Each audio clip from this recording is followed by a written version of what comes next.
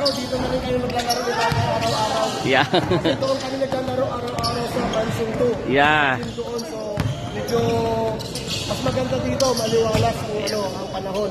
Yes, sir. Kanyang klima dito mas okay, hindi kayo init. So, Okay. na-practice na yan si tatay, magaling yan ng 3 points. Yeah. Kaya kumanda kami. Kasama kayo sa team, sir? Kasama kayo, magkakalaban kami ng team everyday kami naglalaro. We've been doing this for almost 7 years na. Wow. Naglalaro kami ng basketball with my tatay commander na team and then mommy the team. Yeah. So, yun. Ang kay tatay, commander. Commander team ang kay tatay. So sa amin, mommy this team. Okay. Sino palaging nananalo, Sir Mike? Lagi kaming talo.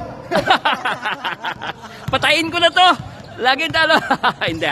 Si Sir Mike Yamson. Nakakabawi din kami. So, ayan. Pero lagi kaming talo. Yeah. Magaling si tatay mag 3 points. Okay. Minsan sa isang game nakakasampo. Wow. Nakakasiyam na 3 points si tatay. 30 points yun, ha? Grabe. Oo. Mahirap minsan nabulin. Okay.